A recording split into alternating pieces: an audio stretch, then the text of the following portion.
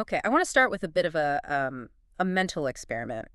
If I asked you to close your eyes and picture a country where women are the absolute dominant force in the workforce, where the participation rate is just through the roof, what kind of place comes to mind? I think for most people, the reflex is to look at the top of the GDP chart.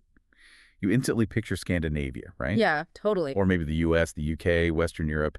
You imagine, corporate boardrooms, slick Uh, offices, progressive maternity leave policies. exactly. You picture a tech CEO in Stockholm or maybe a lawyer in New York. But here is where it gets really interesting. We have just spent the last few days tearing through the International Labor Organization's 2025 list of the top 30 countries with the highest female workforce participation. And let me tell you, if you are only looking at the wealthy West, you are missing more than half the story. It is a fascinating data set because it completely breaks that mental model. Just to make sure we are all on the same page before we dive in, we should probably define what workforce participation actually means here. Good point. We aren't just talking about full-time careers. The ILO defines this as working-age women, so 15 to 64, who are either currently employed or actively looking for work. So it's a measure of economic activity. It captures the CEO, but it also captures, say, the person selling vegetables on the side of the road. Precisely. If you are trying to earn a living, you count. And the mission for this deep dive is to travel through this top 30 list. We want to understand who these women are, what they're doing, and why the list looks the way it does. Because when you see the names, you realize there is a pattern, but it's not a straight line. No, it's definitely not more money equals more working women. The pattern was actually the biggest aha moment for me. It's not a line, it's a U shape. That is the crucial economic concept here. Imagine a graph. On the far left, you have low-income countries. Participation there is sky high because of necessity subsistence farming, survival. Mm. Then, as a country gets wealthier and enters the middle, participation actually drops. Yeah. It falls into the bottom of the U. Because the farms disappear, but the office jobs haven't fully arrived yet. Is that the idea? Exactly. Or social norms shift. But then, on the far right of the graph, the high-income countries' participation shoots right back up. You get the service economy, childcare support, education. So this top 30 list we're looking at today, it's basically the two tips of that U. The very poor and the very rich. And nothing illustrates that paradox better than the tie near the very top of the list. You have Madagascar, one of the lowest income nations on Earth, and Iceland, one of the highest. And guess what? They have the exact same participation rate at 84%. Identical numbers, Right. but driven by completely different economic engines. It's wild. So let's unpack this. We're going to move through the tiers. Starting from the bottom of the top 30, we are entering the 75 to 76% tier. And immediately, we are in East Africa with number 30, Eritrea. Right. Eritrea sits at 75%. And this is a perfect example of that left side of the U we just talked about. We aren't seeing office blocks. The report highlights a visual of a female farm worker carrying a basket of onions to the market at a corda. It's manual agricultural labor, physically demanding. But then we move up just a single percentage point to the 76% club, Yeah. and the diversity of what work actually looks like just explodes. It really does. At 76%, you have this bizarre mix of economies all performing at the same statistical level. Let's start with the Bahamas. Now, when I think Bahamas, I think tourism, hotels. Oh, sure. But the source zooms in on something much more specific and skilled. They mention the torceders at the Grey Cliff Cigar Company in Nassau. Torceders meaning cigar rollers. Right. These are women hand-rolling fine cigars. It's manufacturing, sure, but it's artisanal. It's a craft. Which contrasts sharply with another member of the 76% club, Cyprus. Koi? There, we're back to agriculture, but it's Mediterranean. The data points to women picking oranges near Nicosia. So you have the Caribbean craftswoman and the Mediterranean harvester both showing up at 76%. And we can keep bouncing around the globe in the same bracket. Right. Let's go to West Africa, to Benin. There, the work is about processing food staples. The report describes a woman carrying peanuts for groundnut paste in the zoo department. Then you swing over to Portugal in Europe, and it's about the local food market culture, fruit and vegetable sellers. And then, just to throw a curveball, you have Kazakhstan, also at 76%. Wow. But the visual there isn't a market or a farm. It's a packer working on a production line at a biscuit factory in Shymkent. That is industrial manufacturing. And we can't forget Germany, also sitting at 76%. But the story there is completely different again. Right. Germany represents the right side of the U. It's the shift to the service and care economy. The data shows women are significantly overrepresented in education, health, and social work there. So think about what we've just seen. Within 1 percentage point, Just from the Bahamas to Benin to Germany, we've seen manual agriculture, artisanal craft, industrial factory work, and the care sector. It really challenges the idea that there is one universal way to be a working woman. Oh, and one more for this 76% Club Belarus. I loved this detail. It's a souvenir factory in Mogilev where employees are making dolls out of flax. Which connects back to that idea of light manufacturing. What's fascinating here is that participation is a blanket term. If you just look at the number 76%, you miss all the nuance.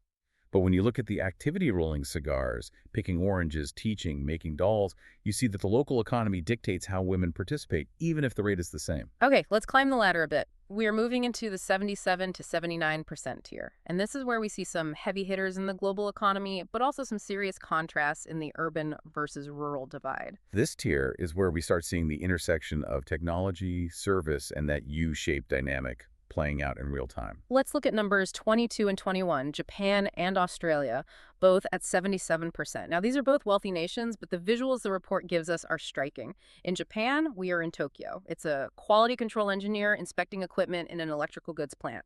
High-tech, precision, urban. And then Australia flips the script. We aren't in Sydney or Melbourne. The source highlights an agronomist working the land in New South Wales. An agronomist is basically a crop scientist, right? Exactly. It's high-level agriculture, but it's a reminder that even in high-participation, wealthy economies, there's a massive rural-urban split in what women are doing. You don't have to be in a city to be part of the modern economic engine. Moving up to 78%, we have a huge cluster. We've got Lithuania, where the focus is the service industry, specifically cosmetology. We've got Canada, where they highlight women in defense, a female soldier saluting the flag. That's a sector we haven't mentioned yet. The military, it's a massive employer that often gets left out of these conversations. True. And then back to Africa with Uganda at 78%. But unlike the agricultural examples we saw earlier, this focuses on entrepreneurship. It's about running small clothing businesses in Adjumani. That is a critical distinction. In many developing economies, work isn't a 9-to-5 job with a boss. It's small-scale entrepreneurship. You're a trader, a seamstress, a business owner. You don't have a safety net, but you have autonomy. We also have Norway at 78%, and I have to mention this because it sounds charming, an employee at the Old Bergen Museum. Wow. We're talking reconstructed wooden houses from the 18th century, so the cultural and heritage sector is a big driver there. And Mozambique, also at 78%, gives us the creative arts a model at Fashion Week in Maputo. So fashion models, museum guides, soldiers, cosmetologists, the range is incredible. But I want to pause on the next tier, the 79% group. Specifically, I want to talk about the contrast between Denmark and Cambodia. Yes, this is a very important comparison because it exposes a hidden layer in the data. Both are at 79% participation. In Cambodia, the reality is the garment industry. We see factory workers traveling in vans in Kampong Speu province. It's the engine of their export economy, hard work, industrial setting. Classic industrialization. But then you have Denmark. Now, Denmark is often held up as the global model for gender equality. Be like Denmark, right? Right. But the report notes something specific. Denmark has one of the world's most segregated labor markets. Segregated how? That sounds contradictory. It does, doesn't it? But here's the thing. While participation is high, women are disproportionately represented in the public sector. So you have a situation where almost all women work, but they are heavily clustered in state jobs. Healthcare, education, administration, while the private sector might look quite different. So high numbers don't necessarily mean the labor market is evenly distributed across all sectors. Exactly. It's what economists call the welfare state paradox. The state makes it easy for women to work by providing jobs, but then women end up only working for the state. It raises the question, is it true equality if the workforce is split into distinct silos, even if everyone has a paycheck? That is a really nuanced point. It's easy to get blinded by the big 79% figure and miss the details. All right, let's break into the top 13. We are now crossing the 80% threshold. At this point, 4 out of every 5 women are in the workforce. This is rarefied air. Very few countries sustain this level of participation. Starting with Finland at number 13 with 80%. The focus here is hospitality, chefs preparing samples at the Gastro Helsinki Trade Fair, then New Zealand, also at 80%, taking us back to the land of farmhand in a milking parlor in the Canterbury Plains. Dairy is the backbone of the Kiwi economy, so that tracks perfectly. And then Switzerland at number 11. Also 80%. And I have to say, the example here made me smile. It's the Reitzel Pickle Factory in Egel, women processing gherkins. It's specific, isn't it? Yeah. But again, it shows that even in a banking and finance hub like Switzerland, specialized food processing remains a significant employer. It's not all watches and gold bars. Now, at number 10 and number 9, we hit that rich-poor divide again. We have Estonia and Burundi, both at 81%. Right. Estonia gives us a woolen souvenir vendor in Tallinn tourism and craft. But Burundi is a resource-poor, landlocked nation. The report is very clear that it relies mainly on subsistence farming. So in Burundi, 81% of women are working largely because if they don't, the family doesn't eat. Whereas in Estonia, it's a different economic dynamic. Precisely. It's push factors versus pull factors. In Burundi, you are pushed into the field by necessity. In Estonia, you are pulled into the market by opportunity. Let's move to the 82% quartet. 4 countries tied at 82%. Tanzania, Nigeria, the Netherlands, and Sweden. What a group. You couldn't pick 4 more different places. In Tanzania, it's about food security.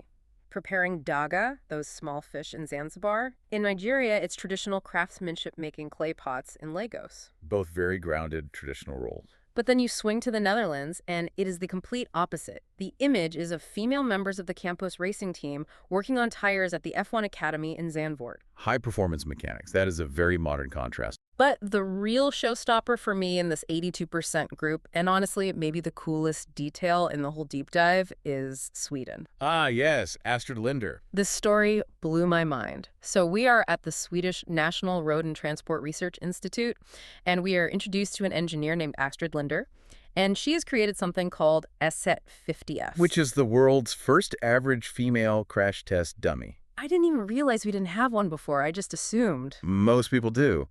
But for decades, safety features were designed around the average male physique, height, weight, muscle mass. That meant women were statistically more likely to be injured in crashes, whiplash, specifically because the cars weren't designed for their bodies. So here you have women in the workforce, specifically in high-level engineering, solving problems specifically for women. That is the key takeaway. It's not just about having a job. It's about the fact that diversity in the workforce drives innovation. If Astrid Linder isn't in that lab, that dummy doesn't get built.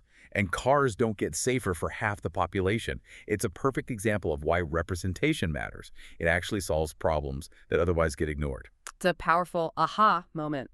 Okay, we are down to the final 4, the absolute top of the global list. And number 4 takes us back to the classic example, Iceland, 84%. The standard bearer.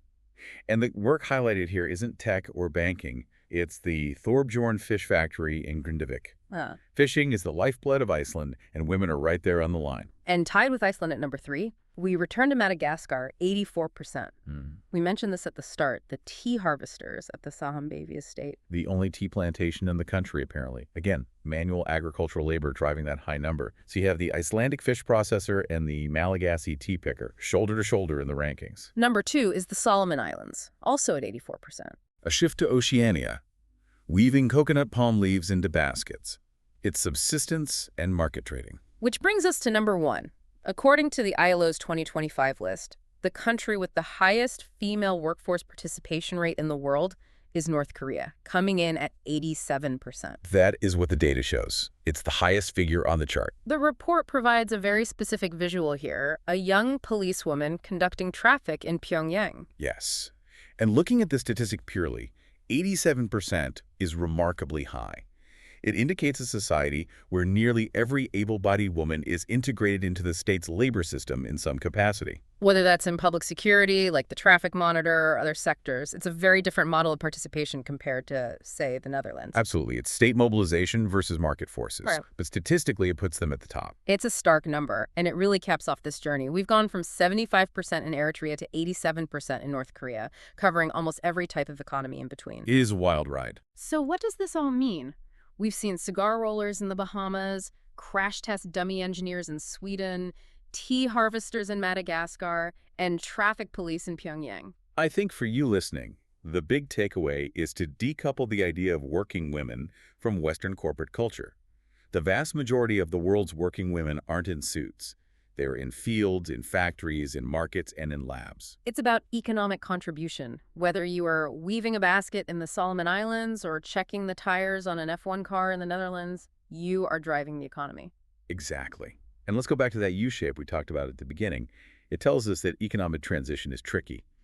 As countries move from poor to middle income, women often fall out of the workforce because the agricultural jobs disappear, but the service or office jobs haven't fully arrived yet. Which leads to a question I want to leave you with today. If women work at equal rates in the wealthiest and poorest nations, but drop off in the middle, Mhm. is the middle the hardest place to be for a working woman? It's the developmental trap. What happens to a society when it gets just rich enough to lose its agricultural base, but not rich enough to support a modern service economy? It's definitely something to chew on. Next time you travel, or even just look at the label on your jar of pickles or your box of tea, think about the workforce behind it. Thanks for diving in with us. A pleasure. See you next time.